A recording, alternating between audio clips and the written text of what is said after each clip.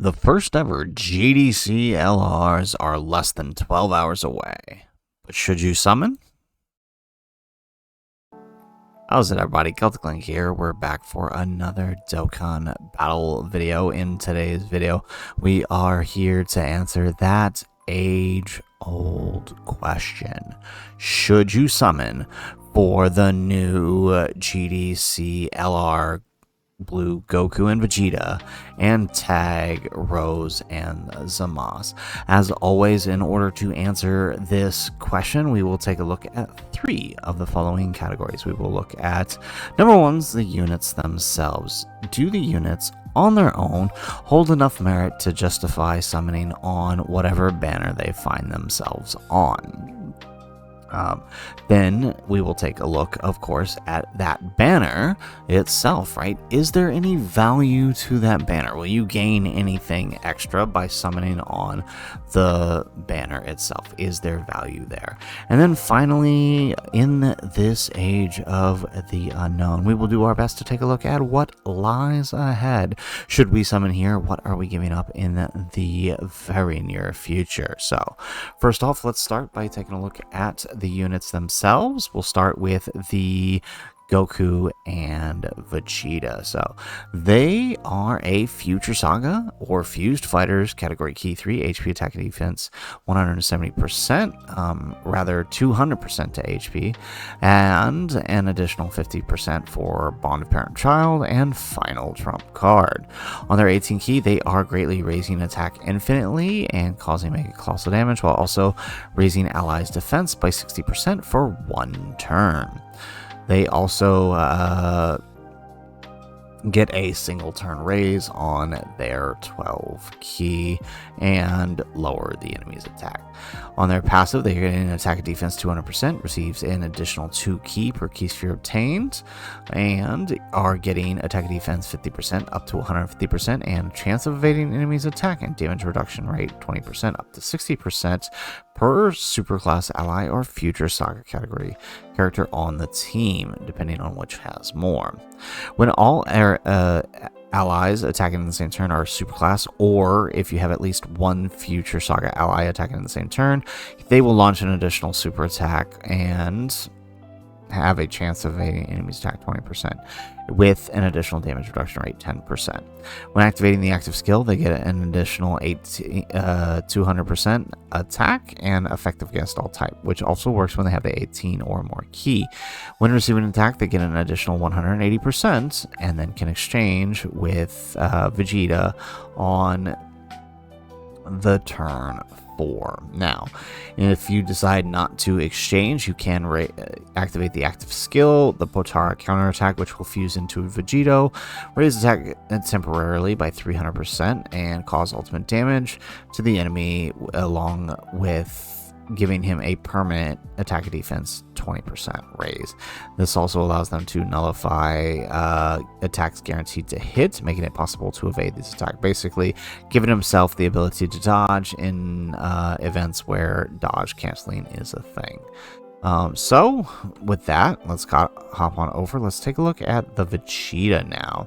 So once exchanged into Vegeta, his super attack effect is no longer stacking, right? Massively raises attack and raises defense for 1 turn on the 18 key, as well as greatly raising attack and defense for 1 turn on the 12 key.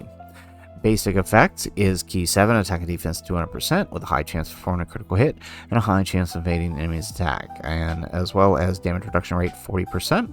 Key 3, attack defense 80% for the character and allies whose name include Trunks, and as the 3rd attacker in a turn, gets an additional attack 150% and a chance of performing a critical hit.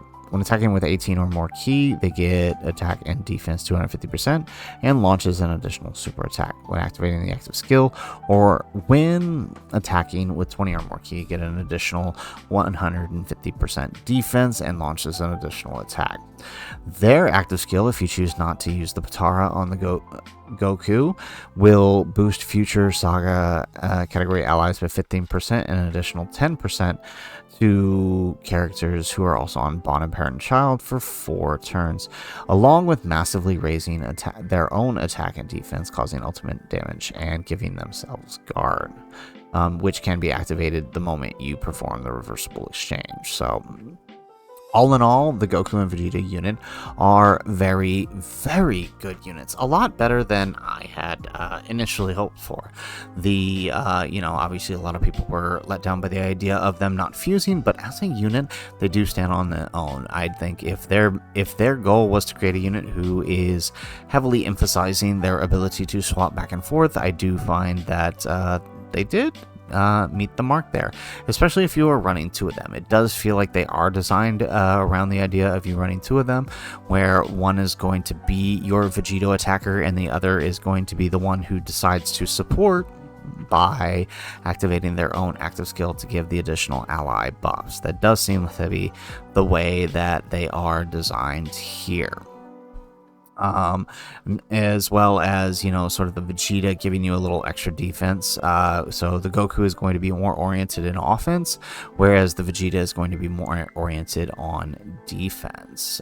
So it'll just be depending on the need that you decide to keep them in whatever phase you keep them in. So all in all, I would say that the Goku probably deserves a slot in the summon. They are pretty good. If you did summon for these guys, you're not losing out on anything. You are gaining quite a powerful card. They are also great link batteries for other powerful cards, such as the LR Gods, right? We look at their link set here, the Goku, it links with the LR Gods, links with Namek Goku, Birdku, who could be potentially up on an easy A, the LR Gohan, the Family Kamehameha, the Vegito, the Gogeta, right? He links great with some of the best cards in the game, so can't complain about that. Moving on to the Rose, right? Rose is the Carnival LR. He leads super bosses for key 4 and attack defense 220%. So, I mean, typical for Carnival units, right? 18 key greatly raises attack infinitely, causes mega colossal damage, and raises allies' attack by 60% for 1 turn, along with greatly raising attack and defense for 1 turn on the 12 key. Passive effect gets attack and defense 200%, receives an additional key 2 per key sphere obtained, attack and defense 80%, and attacks effectively against all types for all allies whose name includes Goku Black. We'll come back to this little ability here in a second. First stream ally or future saga ally on the team, depending on which has more, attack defense 50% up to 150%, with a chance of performing a critical hit and damage reduction rate 20% up to 60%. When all allies attacking in the same turn are extreme class, or when there's another future saga category ally attacking in the same turn, he guards all attacks. When activating the active skill, or when attacking with 18 or more key, he gets attack at 200%, launches an additional attack that has a great chance of becoming a super attack, and when receiving an attack, gets an additional 180%, along with meeting up with the Zamasu on turn 4. Now, if you so choose to use his active skill on turn 4, at the point that you can exchange, he will massively raise the attack temporarily, get guaranteed crits, and give super boss allies attack defense 15% with an additional 10% for future saga for 4 turns. And that again can be activated immediately on turn 4. Moving on to the Zamasu half of the card. Zamasu is no longer stacking, massively raises attack and defense for 1 turn, make colossal damage, and a nice little 20% HP recovery at the end here. He can get key 7 and attack defense 200% with a high chance of performing a critical hit and guaranteed guard.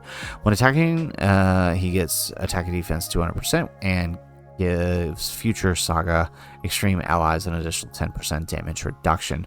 When attacking with the active skill or 20 or more key, he has an additional 200% and launches an additional super attack. and gets an additional attack and defense 300% and performs a critical hit and recovers 6% damage dealt when 60% or less. Active skill will massively raise his own attacks temporarily, cause ultimate damage, and give him key 4 and 40% attack for the rest of battle. So just like the Goku and Vegeta, it does seem like these guys are designed to be run as 2, even if Super Bosses isn't the greatest category, right? It's basically, if you thought Goku was the attack unit, Rose is that, but 10 times better, right? He is going to be hitting higher numbers, harder, quicker. Whereas the Zamasu definitely looks like he's meant to support that Rose in his, in his efforts to deal as much damage as possible. So with that in mind, the Rose is definitely significantly better than the Blue Boys, in my opinion, based on the kits we've seen so far, as well as a few early showcases. So with that in mind, I would definitely recommend a summon for Rose. So for both characters, that is 1 in the category of summon for the characters. They are good, right? Probably not all the way 10th anniversary level of Goku and Vegeta that fuse into Vegito and Gogeta, but still pretty good on their own. I think they are worth the summon if you do get there. But that is, of course, depending on their banners, right? These units don't exist in a vacuum. They will be on a banner, and we got to take a look at that banner. Now, fortunately, because this is a major celebration, we can actually see the banner beforehand. And if we take a look here, we can see that the Goku banner does include the return of the AGL Gogeta, the Fizz Trio, the Beast Gohan, and the new banner unit Champa. And of course, the rest will be filled out with those other worldwide and anniversary characters, as we pointed out in yesterday's video.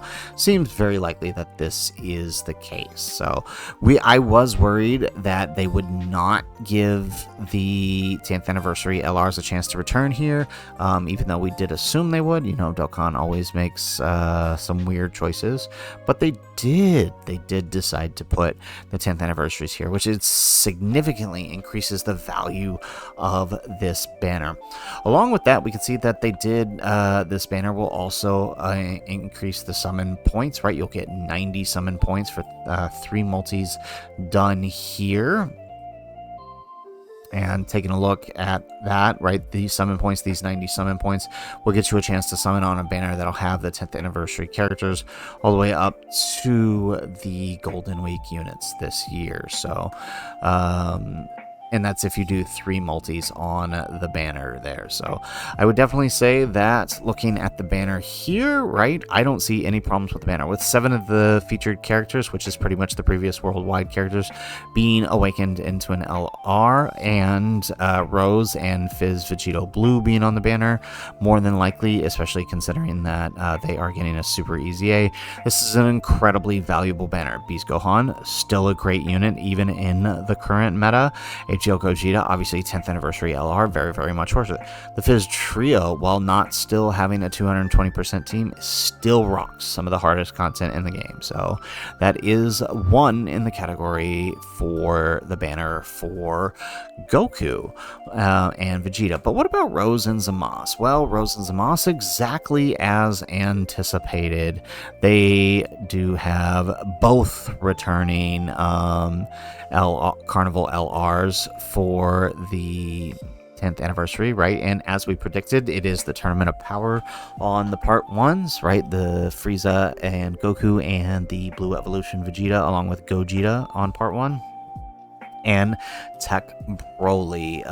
So no surprises there. So we will see likely 3 other LRs featured on this banner, and then we will have probably 2 other non-LR characters that will be like just random Future Saga banner units, possibly like the STR or Int Mai or some other Future Saga character that needs to be featured. So honestly, His banner looking pretty good. I would also expect maybe Int Zamasu or Tech Rose and Zamasu on the banner as well. So his banner's looking pretty good. Gogeta, Fizz Gogeta, still decent enough, right? With that dodge target is still very, very useful in the meta. Of course, you know, very difficult to use in the current dodge canceling Jiren fights, but now with the new Goku and Vegeta, that won't be an issue anymore. Tech Broly still has incredible uses in battle hardened formidable foes. Can be used okay in some of the red zones. A little bit, struggles a little bit because it's just a bit too long for him, but he can still do all right. Then, of course, you know, with 2 10th anniversary characters there, that does increase the value significantly. So, especially Goku and Frieza, they're actually a lot better than a lot of us give them credit for. So, that's another in the category for Rose. So, right now, both units have one for the category of the units themselves. The units do hold their own and justify a summon on their banner, and then of course the banners themselves, both the units get a point there, so that's 2 for 2 on each. So all that's left is to look at what lies ahead. Well, unfortunately, we are in the age of the sync. We don't know what lies ahead, especially at this point, right? With the current schedule, now that we kind of know how things are going, we have this July and August Global Dokkan Campaign. The next campaign will be your average monthly Dokkan Fest in the August to the end, the beginning of September. And then September will be, right, we don't know what it's going to be called yet, but it is essentially the new Tanabata campaign, whatever that ends up being. So we don't know what that's going to be. But we do know what the part 2 is going to be for this celebration, and I think that's enough to talk about what lies ahead. The part 2 for this celebration seems to have been leaked through the burst mode jukebox. I guess they updated it a bit too early with the next burst mode, and as you can see here, there is an Omega Shenron. This is a brand new LR art. Obviously, this is a Dokkan Fest event, right? Meaning the next part 2 LR will be a Dokkan Fest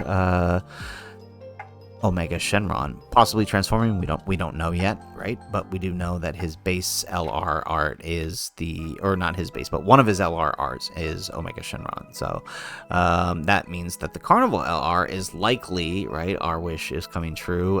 Likely a tag Super Saiyan 4s here.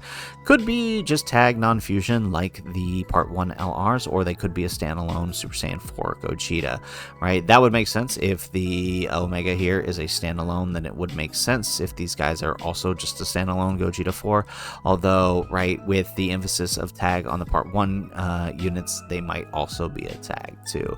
Either way, right, in terms of what lies ahead, it's hard to recommend, for me personally, to summon on a future Saga banner when we know GT is in Part 2. So that's really more of a personal taste at the moment, because we don't know whether or not these units are going to be good. So I will say, right, consider that if GT is something that interests you, new Super Saiyan 4s is something that interests you, right? Maybe there isn't a point here in the should you summon for what lies ahead. But if you're someone who doesn't care too much for GT, then of course, then there's that free point for you right there. So that's a personal call you have to make.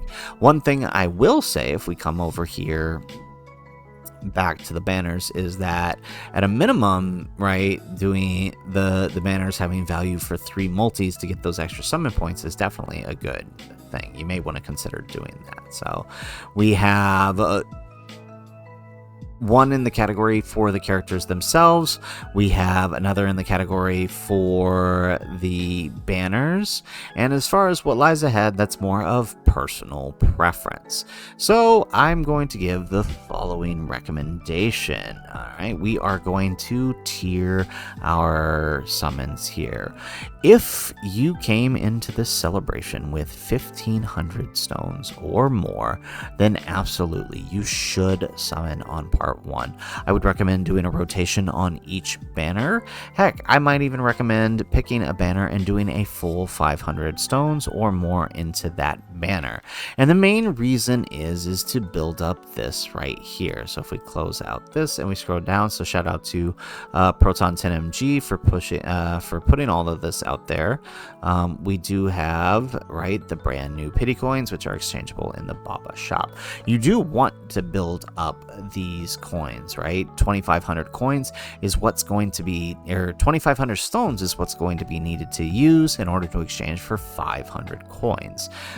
Not everybody's guaranteed to pull the new units, so the best you can do is summon as much as you can in order to ensure that you get whatever you can on the new banners. Of course, this celebration is set to give over 1,500 stones as an anniversary level event, meaning you will be able to reach pity if you're coming in with that much. So definitely, if you have 1,500 or more, I would say do no more than 500 stones on part 1 and save the rest for part 2 if GT is your thing. If you don't care for GT, then heck, go all in here so you can be ready for the coins. If you have 1,000 or less, right, we'll say 800 to 1,000, then I would say do no more than the full rotation on each, right? The 90 stones on the 90 points for the summon points on each. That'll give you not only a 3+1 discount. Remember, this is a major celebration, so they will have the 3+1. So I recommend doing at least one on each banner because that will get you your. Oh, why did it jump down so far? Yeah, because that will get you your summon points. And so with that, finally, anything less than 500, I mean, pick a banner, go all in with 500 stones. It's up to you, unless part 2 is something you want to save. But again, I would still be cognizant of how much you're using, at least one rotation on each. These units are pretty good, right? A lot of people are bummed that Vegeta doesn't actually stay fused, but actually, as a unit, these guys are solid. They are top tier units, so definitely recommend doing a summon, but I would definitely pay attention to your stone count with the amount that you use. One thing to note, of course, as you guys have already seen here, right, there are not only free rainbow tickets that we will be getting. We're not sure how these are going to be getting. That'll be revealed in the missions here when that comes out tomorrow, although likely it'll be the same as before, where you get to use tickets to summon on one of the banner. Now we won't know if they are GSSR tickets or if they like the they're like the anniversary tickets where they are where you can do it, or if they're not like the anniversary tickets and like previous anniversary tickets where they are non-GSSR. We don't know yet, but we will know soon enough. There are also obviously paid Dokkan Fest tickets, premium Dokkan Fest, so this is a guaranteed featured multi, which is likely 20 units and guaranteed featured, and then of course there is one for the Legendary Summon Carnival as well. So with that in mind, if you're pay to play, low to play, I definitely recommend picking up the tickets, as they will help you save your stones in the long run. So, guys, that is it for the video. That is my recommendation on whether or not you should summon. I think this is a definite must summon. These characters are very good, even if a lot of people are disappointed. I would recommend, though, be wary whether or not how much you are interested in what part 2 is, in order to determine how much you actually put forth into the banner. But know that in case you do get shafted, right, you need at least 2,500 stones dumped into one of the banners in order to use those to pick up the unit that you do want. So, guys, that is it for the video. If you like the video, make sure you hit that like button, subscribe to the channel if you have not already, and in the comments down below, let us know Who are you summoning for in this part 1? What do you think of the new units? Will you be summoning or will you be saving for that mysterious GT part 2? Let us know in the comments down below. Otherwise, guys, as always, thanks for watching and aloha.